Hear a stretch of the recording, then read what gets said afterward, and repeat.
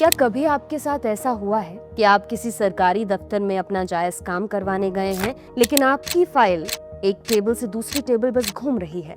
हर बाबू एक नया बेतुका नियम आपको बता रहा है। गलती किसकी है किसी को पता नहीं, पर सजा मिल रही है आपको। आप एक ऐसे चक्कर में फंस गए हैं जिससे निकलने का कोई रास्ता नहीं। एक घुटन, एक बेबसी। भारत में ये एक आम अनुभव है, लेकिन साहित्य की भाषा में इस अनुभव का एक खास नाम है, काफ्काएस्क। और ये नाम आया है एक लेखक के नाम से, फ्रांस काफ्का। एक ऐसा लेखक जिसकी करीब 100 साल पहले 1924 में गुमनामी में मृत्यु हो गई, जिसने अपने दोस्त से कहा था मेरी हर लिखी हुई चीज को जला देना, लेकिन उनके दोस्त ने उनकी बात नहीं मानी। और अच्छा किया, क्योंकि अगर वो किताबें जल जाती तो दुनिया एक ऐसे खजाने से हमेशा के लिए महरूम रह जाती जिसने 20वीं सदी के साहित्य को हमेशा के लिए बदल दिया। काफ्का की कहानियों में राजा रानी नहीं थे, ना ही कोई हैरत अंगेज एक्शन था। काफ्का का हीरो था एक आम आदमी, बिल्कुल आप और हम जैसा, जो एक सुबह उठता है और पाता है कि वो कीड़ा बन चुका है, या एक आदमी जिसे गिरफ्तार कर लिया जाता है पर उसे उसका जुर्म कभी नहीं बताया जाता। नमस्कार, मेरा नाम है दिव्यांशी सुमराव और आज मैं आपको सुनाऊंगी फ्रांस काफ्का की कहानी। कौन थे फ्रांस काफ्का, जो 100 साल पहले आधी दुनिया दूर कुछ ऐसा लिख गए जो मौजूदा समय में भी बहुत रेलेवेंट है। फ्रांस काफ्का की कहानी उनके शहर से शुरू होती है। शहर का नाम था प्राग। आज ये चेक रिपब्लिक की राजधानी है, पर तब ये विशाल ऑस्ट्रो हंगेरियन साम्राज्य का हिस्सा था। काफ्का प्राग के बारे में कहते थे, एक छोटी सी प्यारी माँ जिसके पंजे हैं, एक ऐसी माँ जो प्यार भी करती है और अपने पंजों से जकड़ कर भी रखती है। यह जकड़न 3 तरफा थी। प्राग में रहते थे चेक लोग, राजकाज की भाषा थी जर्मन, और इन दोनों के बीच फंसा हुआ था यहूदी समुदाय। काफ्का एक जर्मन भाषी यहूदी थे जो चेक शहर में एक त्रिशंकु की तरह रहते थे। चेक जर्मनों से नफरत करते, जर्मन चेकों को नीचा दिखाते, और ये दोनों मिलकर यहूदियों को। काफ्का की पूरी जिंदगी प्राग के यहूदी घेटो जोसेफोव के एक छोटे से दायरे में गुजरी। ये अंधेरी घुमावदार गलियों का एक जाल था जो काफ्का के लिए एक ही वक्त में जेल भी था और किला भी। यहाँ की हवा में 700 साल के किस्से घुले थे, किस्से यहूदी संतों के, ज्योतिषियों के और जादूगरों के भी। इन सब में सबसे बड़ा नाम था रबाई जूडा लोएव बेन बेसलेल का, जिन्हें लोग मेहरल कहते थे। मेहरल सिर्फ धर्मगुरु नहीं, फिलोसफर और वैज्ञानिक भी थे। लोग कानाफूसी करते थे कि वो जादू भी जानते थे। और इसी से जुड़ा है प्राग का सबसे बड़ा किस्सा मिट्टी के एक दानव का, जिसका नाम था गोलेम। कहानी कहती है कि 16वीं सदी में यहूदियों पर बढ़ते अत्याचार से बचाने के लिए रबाई लोएव ने मिट्टी से एक विशाल पुतला बनाया और उसके माथे पर हिब्रू शब्द लिखा एमेथ, यानी सत्य। ये लिखते ही पुतला जी उठा। गोलेम अब बस्ती का रक्षक था, पर उसे साबित का काम करने की इजाजत नहीं थी। इसलिए हर शुक्रवार शाम रबाई माथे से पहला अक्षर एलिफ मिटा देते, बचता सिर्फ मेथ, यानी मौत। गोलेम फिर मिट्टी बन जाता। एक शुक्रवार रबाई ये करना भूल गए। गोलेम जिंदा रहा और शहर में तबाही मचाने लगा। रबाई लोएव ने भागकर किसी तरह वो शब्द मिटाया। गोलेम वहीं पर ढेर हो गया। कहते हैं उसका मिट्टी का शरीर आज भी प्राग के एक पुराने सिनेगॉग की अटारी में रखा है। फ्रांस काफ्का धार्मिक नहीं थे, लेकिन वो इसी माहौल में पले बढ़े जहां सच और जादू के बीच की लकीर बहुत महीन थी, जहां एक इंसान मिट्टी का दानव बना सकता था और जहां एक जीता जागता इंसान एक सुबह कीड़े में बदल सकता था।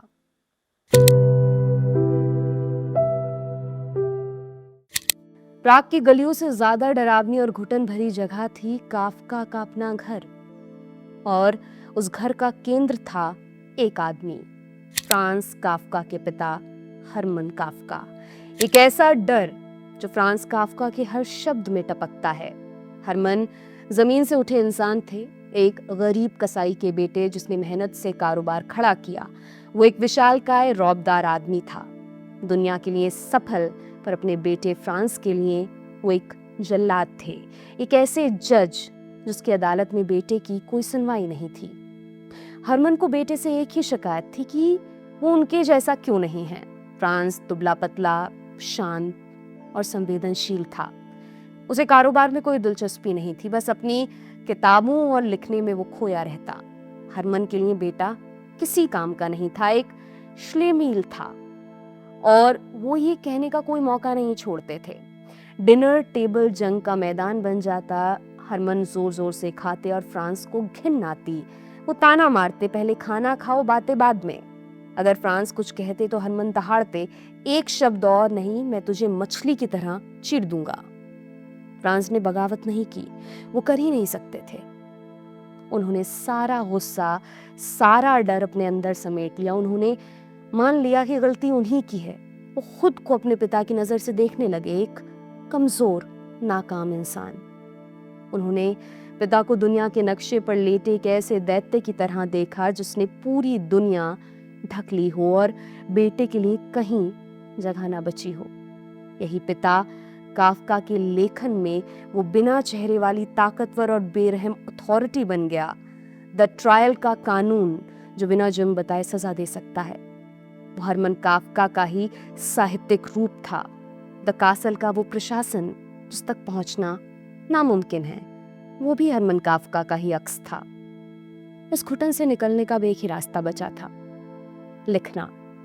उन्होंने अपनी डायरी में लिखा, मेरा लिखना तुम्हारे ही बारे में है। मैं अपनी कहानियों में उन शिकायतों का रोना रोता हूँ जो मैं तुम्हारी छाती पर सिर रखकर नहीं रो सकता। और इस घुटन का सबसे बड़ा सबूत है वो 100 पन्ने का खत जो उन्होंने पिता को लिखा, पर उसे कभी देने की हिम्मत नहीं हुई। पिता का खौफ काफका को लगातार छोटा बना रहा था। वो खुद को बर्फीले मैदान में गड़े एक बेकार लकड़ी के पुतले जैसा महसूस करते थे। इस घुटन और खुद से नफरत के एहसास ने एक दिन कागज पर शक्ल ली, और वो शक्ल थी एक कीड़े की। ये काफका की सबसे मशहूर कहानी द मेटामॉर्फोसिस की शुरुआत है। कहानी का हीरो है ग्रेगर साम्सा, एक सेल्समैन। एक सुबह वो जागता है तो खुद को एक विशालकाय कीड़े में बदला हुआ पाता है।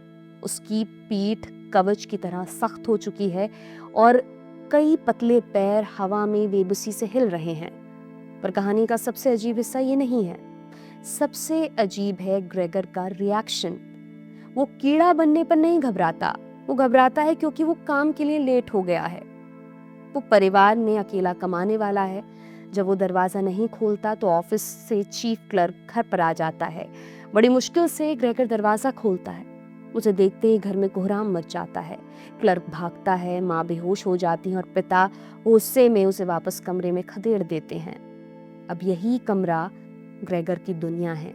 उसकी बहन ग्रेटा शुरू में हमदर्दी दिखाती है। वो उसके लिए सड़ा गला खाना रखती है क्योंकि ग्रेगर को अब अच्छा खाना पसंद नहीं। ग्रेगर सोफे के नीचे छिप जाता है ताकि कोई उसकी शक्ल ना देखे। उसे दीवारों और छत पर रेंगने में बड़ा मजा आने लगता है। एक दिन पिता का गुस्सा 7वें आसमान पर पहुंच जाता है। वो ग्रेगर पर सेब फेंक कर मारते हैं। एक सेब उसकी पीठ में धंस जाता है और सड़ने लगता है। ये जख्म उसे धीरे धीरे मौत की तरफ ले जाता है। परिवार की माली हालत खराब होती है। वो 3 किराएदार रख लेते हैं। एक शाम बहन ग्रेटा वायलिन बजाती है। संगीत सुनकर ग्रेगर बाहर आता है। किराएदार उसे देखकर घिन से भर जाते हैं और तुरंत घर छोड़ने का नोटिस दे देते हैं। यही वो पल था जब ग्रेटा टूट जाती है। वो रोते हुए कहती है, हमें इस चीज से छुटकारा पाना होगा कि हमारा ग्रेगर नहीं हो सकता।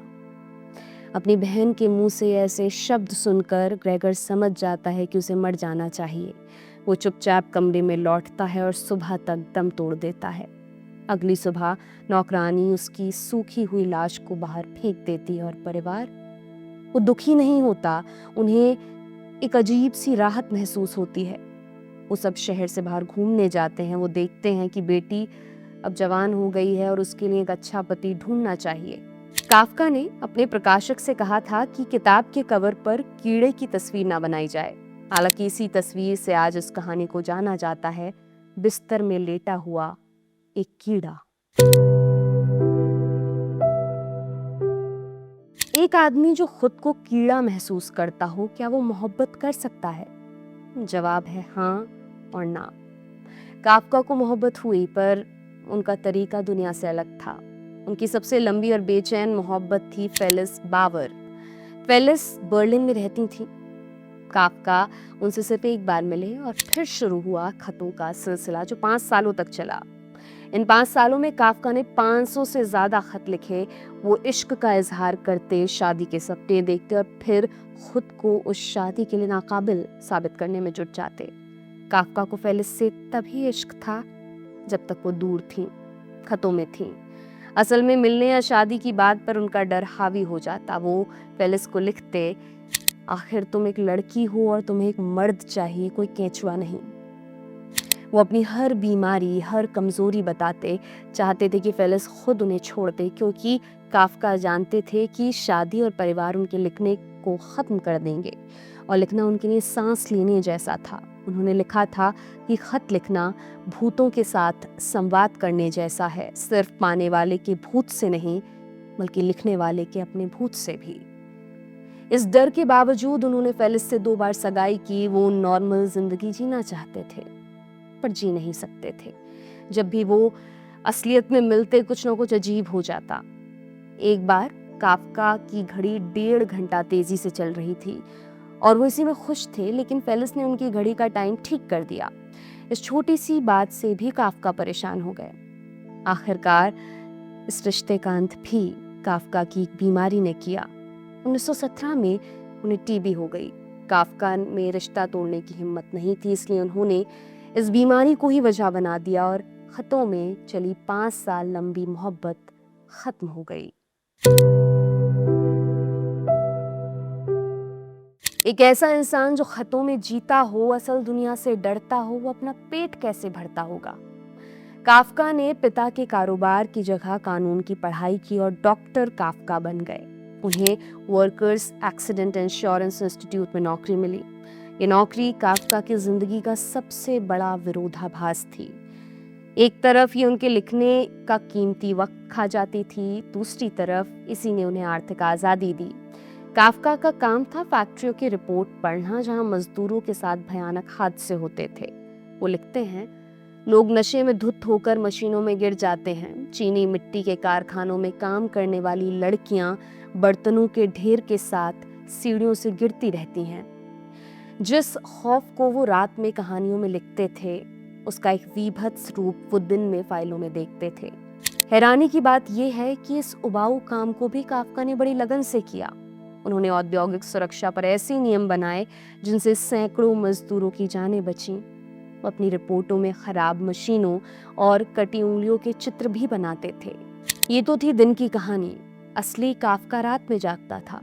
दफ्तर के बाद जब वो घर लौटते तो लिखने की जंग शुरू होती। उनका घर एक शोर का दरिया था। दरवाजों का बंद होना, पिता का घूमना, बहनों का चिल्लाना, यहाँ तक कि चिड़ियों की चहचहाट भी उन्हें हथौड़े की तरह लगती थी।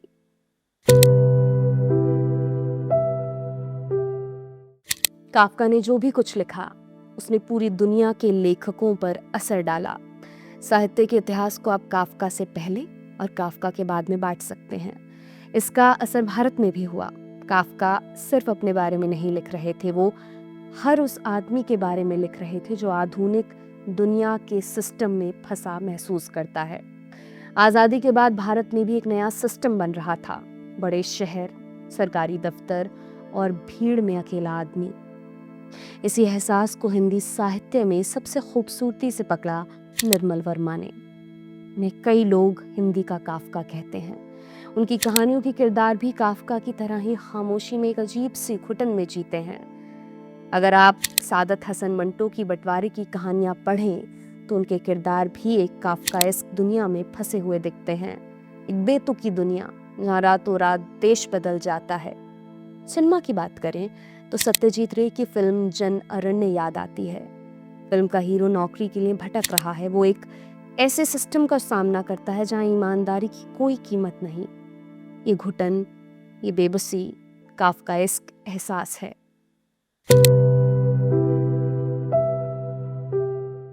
जिस आदमी ने अपनी पूरी जिंदगी डर और घुटन में बिताई, उसका अंत कैसा रहा होगा।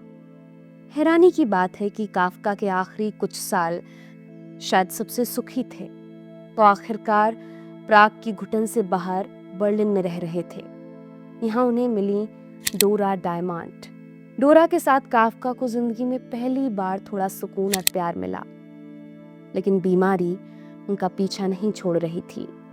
उनकी टीबी गले तक पहुंच गई थी और विडंबना देखिए, जिस आदमी ने पूरी जिंदगी अपनी बात कहने में संघर्ष किया, अब उसकी आवाज सचमुच छिन गई थी।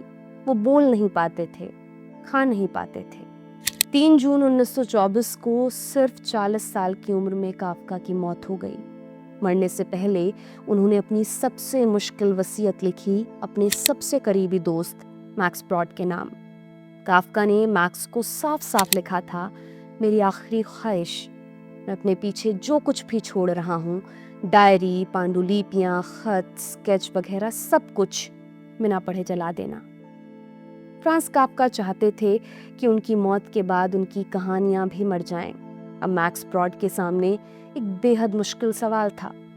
एक तरफ दोस्त की आखिरी इच्छा थी, दूसरी तरफ उन कागजों का ढेर जिसे मैक्स दुनिया का सबसे बड़ा साहित्यिक खजाना मानते थे। उनने वादा किया था, पर क्या वो उसे निभाते? नहीं। मैक्स ब्रॉड ने अपने दोस्त को धोखा दिया। उन्होंने काफका का एक भी पन्ना नहीं जलाया। इसके उलट उन्होंने अपनी पूरी जिंदगी काफका की अधूरी कहानियों को सहेजने और छपवाने में लगा दी। अगर मैक्स ने वो वादा निभाया होता तो आज दुनिया फ्रांस काफका को नहीं जानती। तो सवाल ये है कि मैक्स ब्रॉड ने ऐसा क्यों किया? क्या उन्होंने दुनिया को एक महान लेखक देकर इंसानियत से इंसाफ किया, या अपने दोस्त की आखिरी इच्छा को धोखा देकर दोस्ती का कत्ल किया? इसका जवाब शायद खुद एक काफकाएस्क कहानी है, एक ऐसा सवाल जिसका कोई भी सीधा जवाब नहीं है। आप इस एपिसोड के बारे में क्या सोचते हैं? हमें कमेंट सेक्शन में जरूर बताइएगा। एक और कहानी लेकर मैं फिर से आपके सामने हाजिर होंगी। तब तक के लिए अपना बहुत ख्याल रखिए। शुक्रिया।